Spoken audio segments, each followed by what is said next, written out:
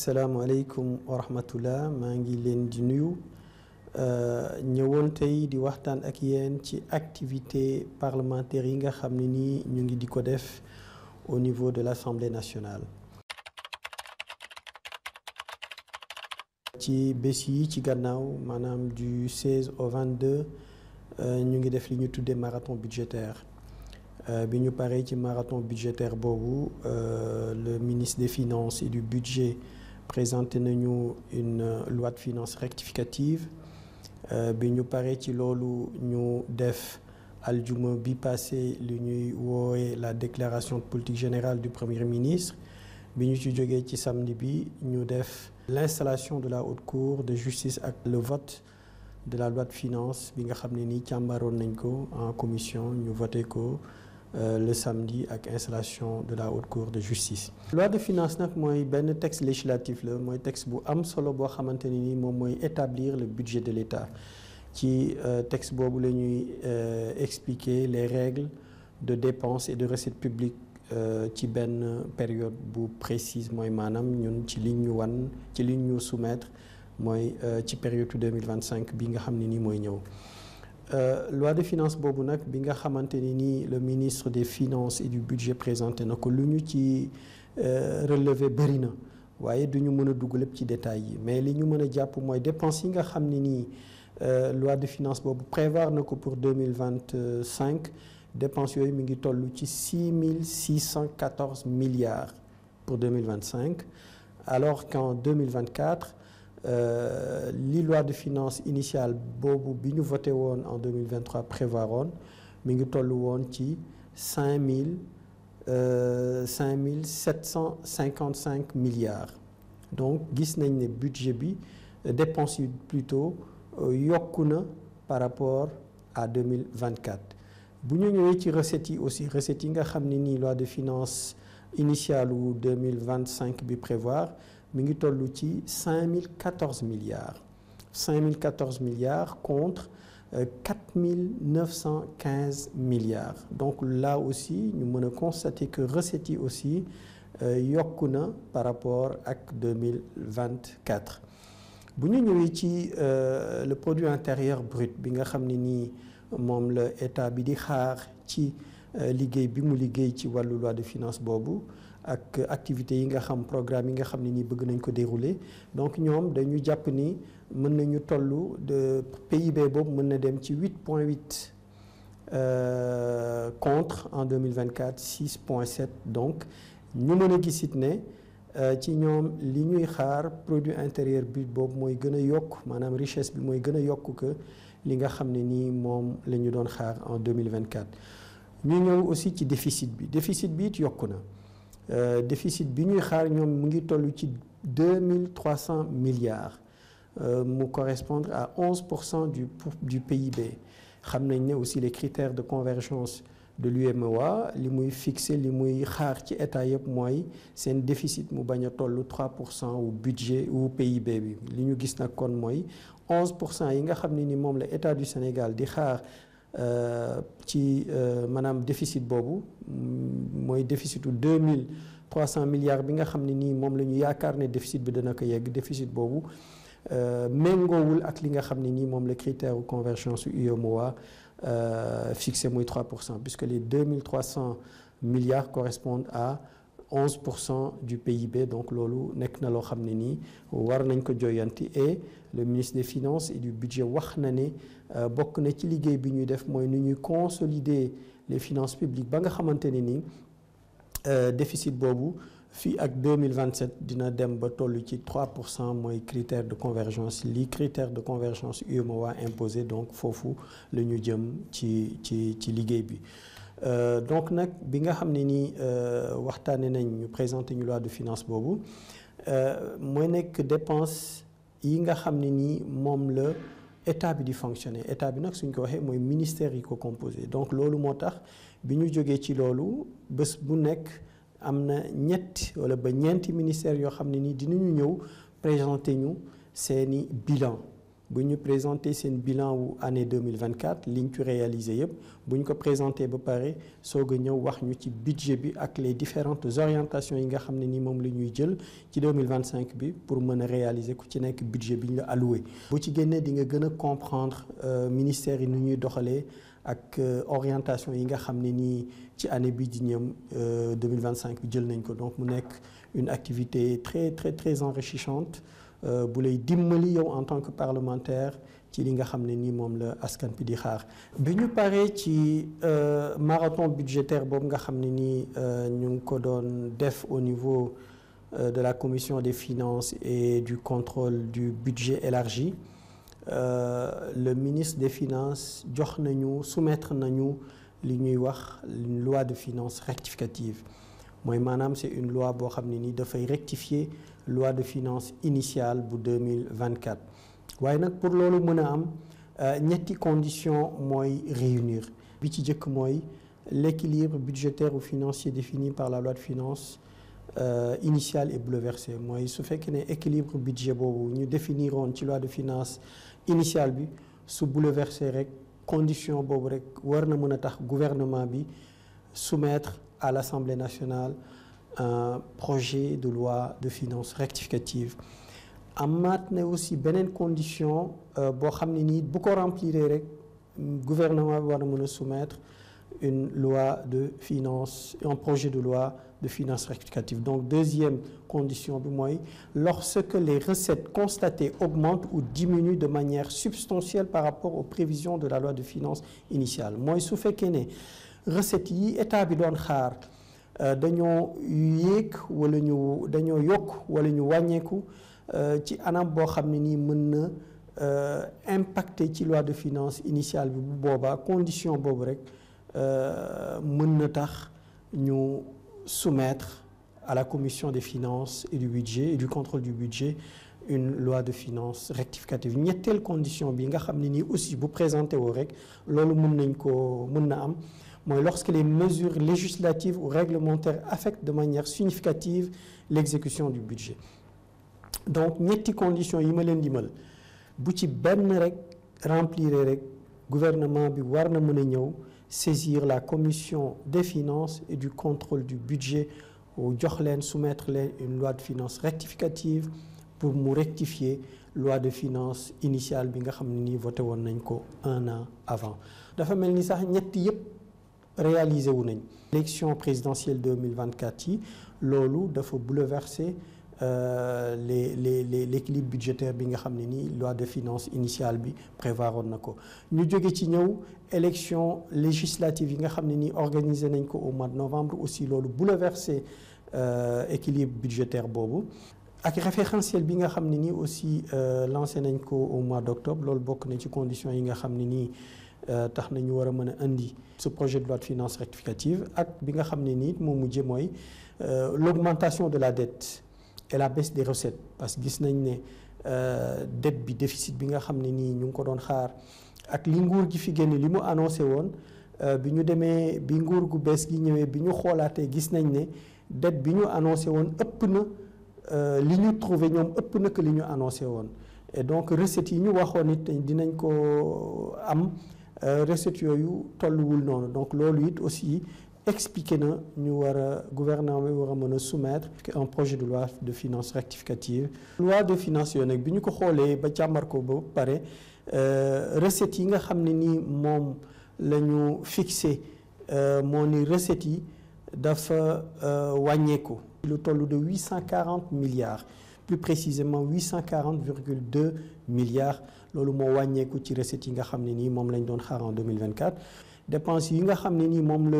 loi de finances initiale bu 2024 prévoiroon dépenses yooyu dafa yokk na lu toll ci 681,8 milliards par rapport à ce qui avait été annoncé au niveau de la loi de finances initiale. bokk na aussi li nga xam ne nii bokkoon nañ suñu ay activités parlementaires mooy la déclaration de politique générale bi nga xam ne nii le premier ministre monsieur Ousmane Sonko def na ko le 27 vendredi 27 décembre 2024 mu nekk déclaration bu am solo ci li ñu dégg mu nekkoon déclaration bu riche aussi ça faut le reconnaître comme nu ma ko waxee en plénière ma ne ko c'est une déclaration complète avec une vision très ambitieuse qui met en avant des ruptures stratégiques avec des axes majeurs de développement économique et social durable donc mbir la boo xam ne ni déclaration bu riche la bu am solo boo xamante ne nii daal su fekkee ne ni mu ko waxee doxalee na ko noonu mooy maanaam déclinaison rupture yi mu bëgg ak xaalis bi nga xam ne ni mi ngi koy xaar ak ni mu waxee ne noonu la ko bëgg a doxali su fekkee doxalee na ko noonu dina am njeexital bu am solo ci Sénégal. mu nekkoon aussi un moment très convivial puisque li ñu doon gis Assemblée nationale léeg-léeg su fekkee ne da ngay indi maanaam da ngay waxin boo xam ne ni méngoowul ak li majorité bi bëgg dégg mu indi ay chahut wala ay altercation wala waxin yu amul teggin loolu gisuñ ko fa démb gis nañ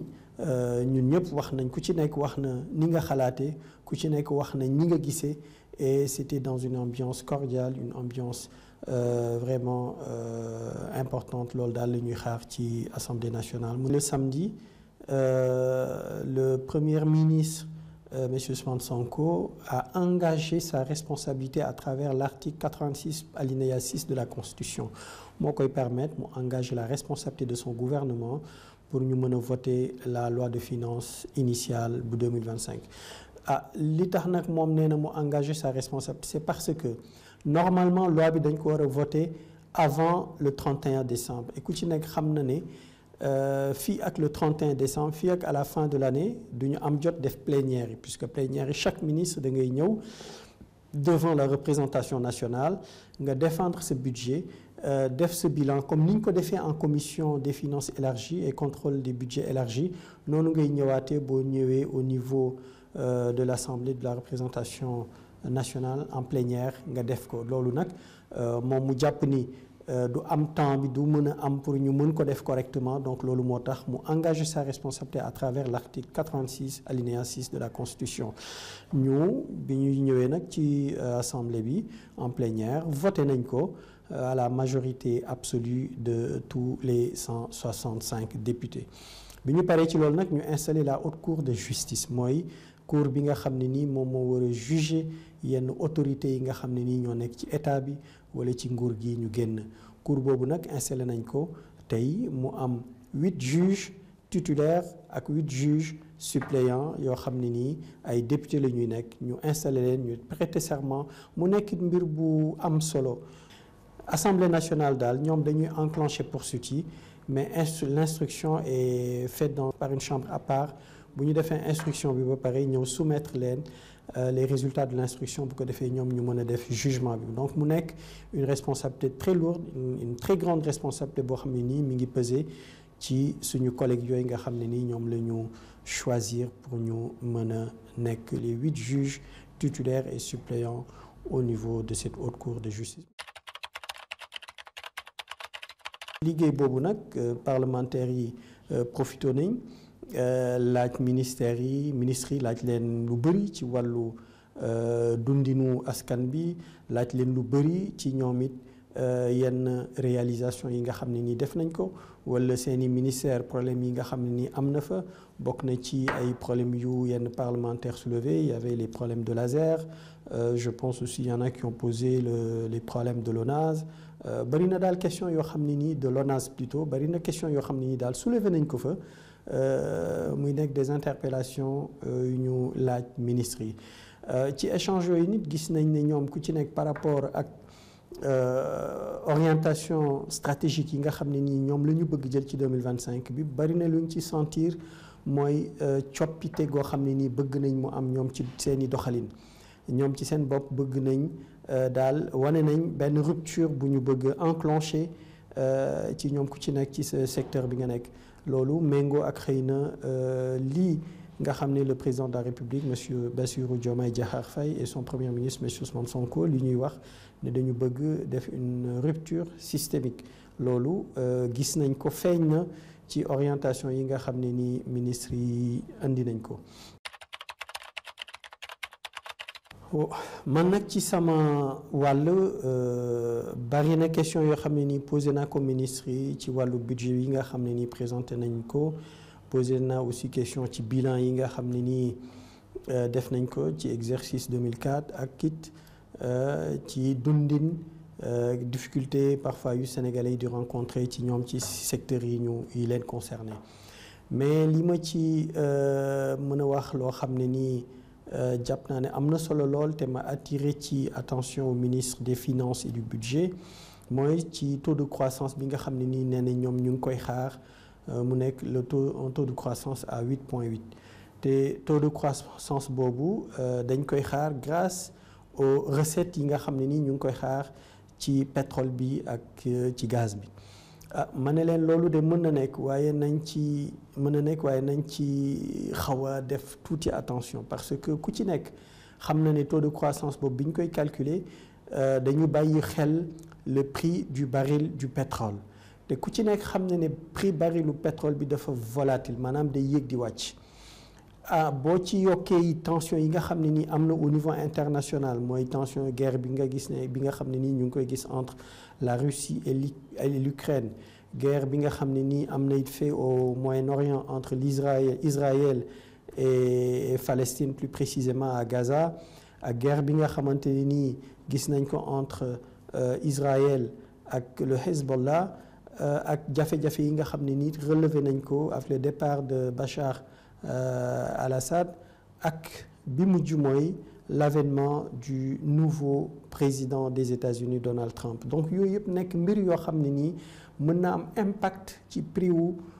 barilu pétrole bi mën na tax mu wàcc ba nga xam ne nii espérance bi nga xam ne nii maanaam yaakaar bi ñu amoon ci baril bi duñu ko gis donc ce qui fait que nag loolu bu amulee mën na tax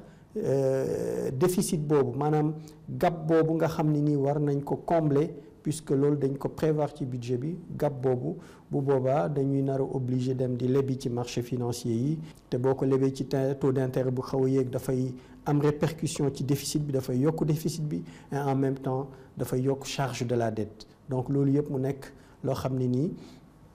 wax naa ministre des finances et du budget ñu bàyyi ci xel waaye moom it mu wax ma ne ma loolu bu demee ba amit am na benn provision boo xam ne nii dañ ko teg de côté pour lu mel noonu ñu ngi ko estimé à 90 000 milliards ma jàppit ne même loolu du doy puisque 10% du budget moom la ñuy xaar ci recette hydrocarbures yi donc nekk na daal loo xam ne nii bàyyiloon naa ko ci xel beneen bi nga xam ne nii aussi bàyyiloon naa ko ci xel mooy lu jëm ci wàllu subvention yi parce que subvention yi aussi baax na ñu jàppale askan bi baax na ñu jàppale néew ji doole yi waaye dañu war a xool naka lañ koy defee subvention boo ko généraliser effet yi nga xam ne nii yaa ngi koy xaar doo ko gis parce que boo gisee ni ñu doxalee ci wàllu carburant bi ñu def une subvention généralisée ci wàllu énergie bi ñu def une subvention généralisée te études yi nga xam ne nii am na ñu ko def bi ñu ko jàngatee li ñu ci gis mooy subvention yooyu ñi mu gën a profité mooy ménage mooy maanaam kër yi nga xam ne nii am nañu ñooñu les subventions yi gën a profité que ñi nga xam ne nii mooy néew ji doole yi carburant su fekkee ne c'est une subvention généralisée ñëpp la mën na nekk ki am alal lool mën na nekk it ki nga xam ne nii c'est les ménages moyens ñi nga xam ne ni ñi amul njëgi oto xam nga ne ñooñu subvention bi duñ mën a bénéficier ci subvention bi puisque du ñu jënd essence bay ku amul oto doo jënd essence donc boobu subvention doo ci mën a bénéficier wu pareil pour l'énergie subvention bi ñu def ci électricité bi aussi li ñu remarqué mooy ñi ci bénéficier wu mooy ñi gën a am parce que su fekkee ne sa kër pièces yëpp am na climatiseur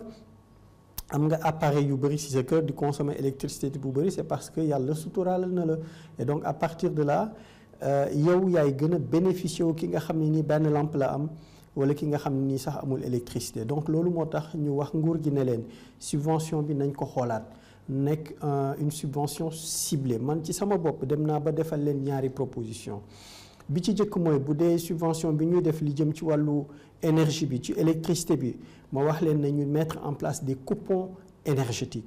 coupons énergétiques yooyu naka la da ngay dem ci fichier unique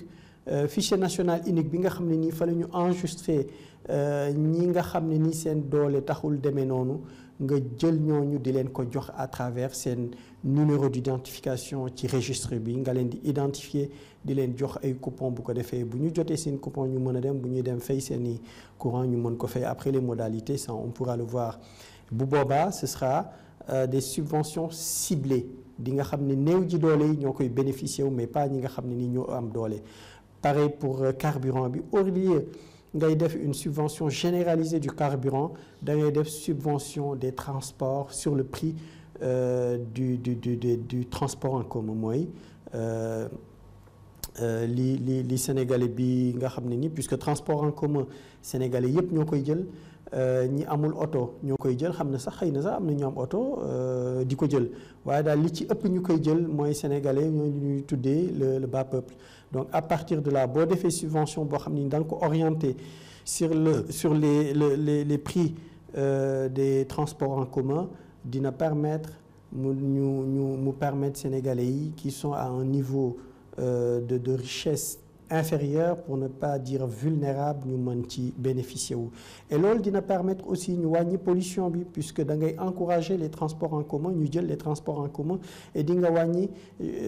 maanaam embouteillage yi nga xam ne nii mooy am ci dëkk bi. Donc loolu daal nekk na loo xam ne nii bokkoon na ci li ñu defal ay propositions État du Sénégal. Bokk na aussi ci propositions yi nga xam ne nii def nañ ko mooy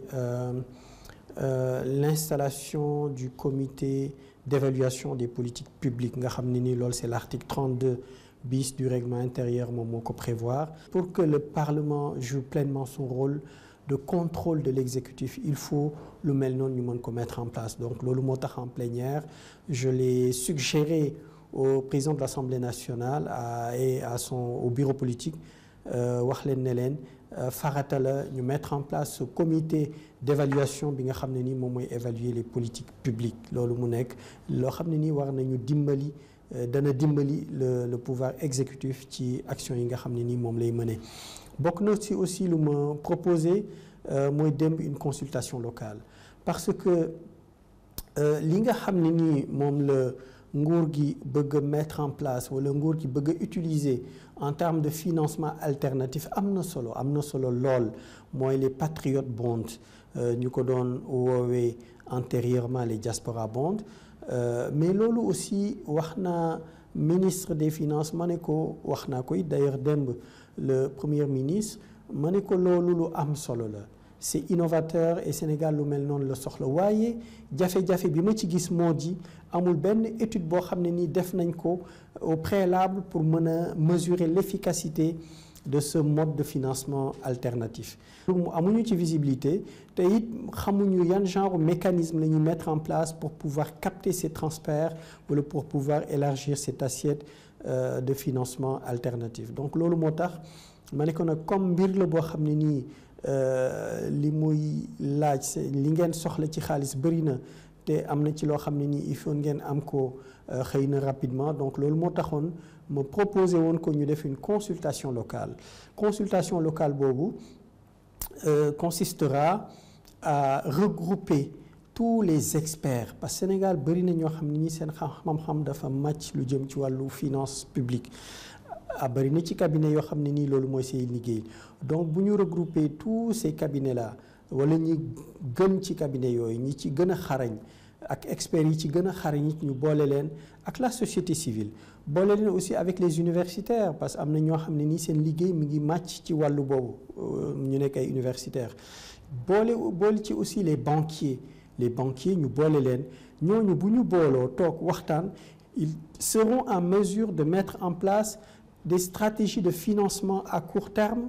à moyen terme et à long terme dina dimbali état bi ba nga xam ne nii dinañu planifier seen stratégie de financement et loolu dafay nekk une approche concrète et inclusive parce que fi ñu jëm gestion des finances publiques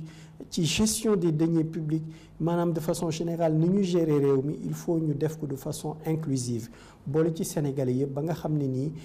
jafe-jafe bi bu ñëwee ñun ñëpp ñoo koy bokkandoo gérer ko bu neex bu bànneex it maanaam résultat yu baax yi bu ñëwee ñun ñëpp ñoo koy bokkandoo gérer ko donc loolu daal nekkoon na proposition bu ma defal le ministre des Finances et du Budget ak le Premier ministre. Maintenant libre à eux d'en prendre compte ou xëy na sax du ñàkk am nañu ñoom xalaat yu ëpp solo loolu ma leen wax du ñàkkit xëy na dañu duggul ci détails yi waaye xëy na am nañu daal xalaat yu gën a am solo. Mais man en tant que parlementaire sama rôle mooy lépp loo xam ne ni gis naa ni ci li ma xam war nañ ko yokk wala war nañ ko xoolaat wala war nañ ko gën a améliorer ma wax leen ko. Maintenant libre à eux d'en prendre compte ou de ne pas en prendre compte. ci semaine yi di ñëw nag dina bokk ci ay questions écrites bëri na ci yoo xam ne nii bind nañ ko sax ba pare li des rek mooy ñu déposer ko au niveau de l'Assemblée pour ñu mën ko transmettre les ministères yi nga xam ne nii ñoom la concerné. Donc loolu mu nekk loo xam ne nii daal moom la ñu def te it bëgg nañ suñu jógee fii dem un peu partout au niveau du Sénégal pour essayer de rencontrer les Sénégalais, pour essayer de rencontrer les travailleurs, rencontrer bépp couche bu nekk ci askan bi di rencontrer ay difficultés ñu xool it naka lañ leen mën a jàppale seen i doléances seen i difficultés nu ñu koy répertorier ñëw transmettre ko ministre yi nga xam ne nii ñoom lay concerner. Donc loolu it bokk na ci li nga xam ne nii bëgg nañ ko def ci bés yi di ñëw incha allah su neexee yàlla. Info 24 Sénégal ngir bokk ci ñi njëkk a jot suñu ay xibaar abonné leen te bës cloche de notification. Info 24 Sénégal chaîne bi leen di jox xibaar yi wér te wóor ci tàng-tàng bi. Info 24 Sénégal.